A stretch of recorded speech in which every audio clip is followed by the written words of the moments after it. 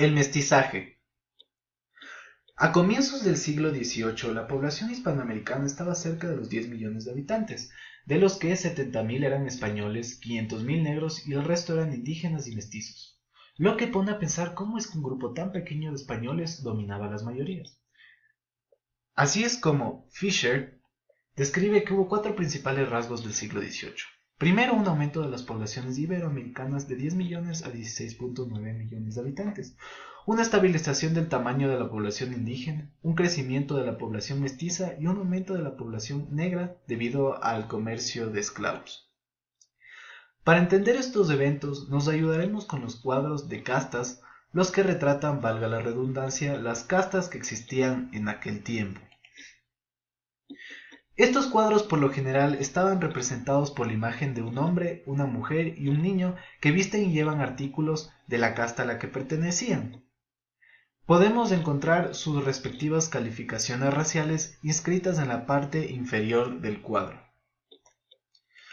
Los cuadros eran necesarios para determinar el registro civil al ser bautizados en las parroquias.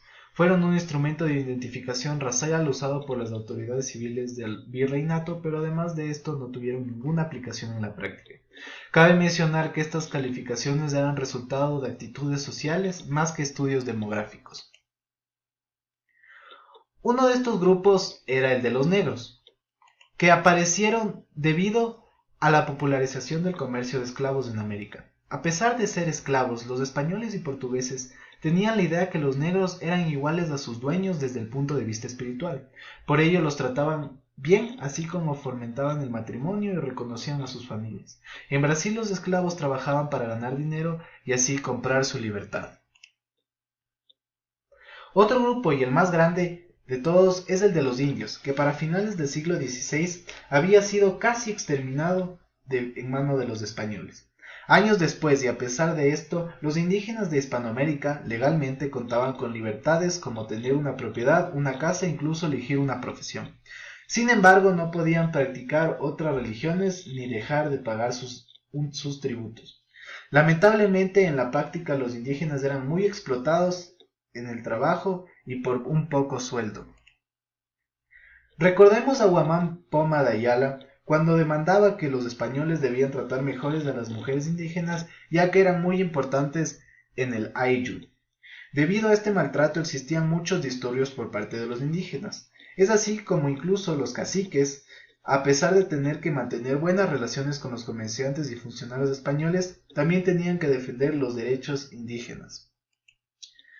Así es como llegamos a los mestizos, que hubieran sido muchos más, tomando en cuenta que muchos españoles tenían sangre negra o india. También su población empezó a incrementar porque muchos indígenas preferían trabajar en casas de españoles, ya que era menos duro que en el campo. Esto llevó a que se dé mucha promiscuidad entre blancos y sus empleadores y sus empleados, aumentando exponencialmente el número de mestizos. Debido a todas estas mezclas que se tuvieron que crear, tuvieron que crear varios términos para describirlas. Así es como Castro Morales en su artículo menciona a Andrés de Arce y Miranda, quien escribió una carta mencionando el nombre de cada mezcla que cada mezcla tenía. Por ejemplo, tenemos español con india equivalía a mestizo, la mezcla de mestizo con española a castizo, la mezcla de castizo con española a español, la mezcla del lobo con china a jíbaro, la mezcla de albarazado con negra a cambujo, la mezcla de tente en el aire con mulata equivalía a no te entiendo, la mezcla de no te entiendo con india equivalía a torna atrás.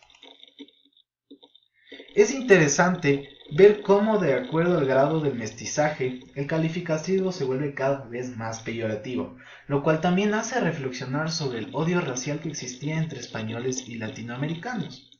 Finalmente, debido a que los españoles adinerados eran los únicos que podían optar por cargos altos y en vista a que los puestos bajos eran vistos como desagradables inclusive por los mestizos, en medio quedó concentrada la mayoría de la población, que cada vez crecía en incertidumbre y rebelión, cuestionándose cómo tan pocos españoles podían gobernarlos. Muchas gracias.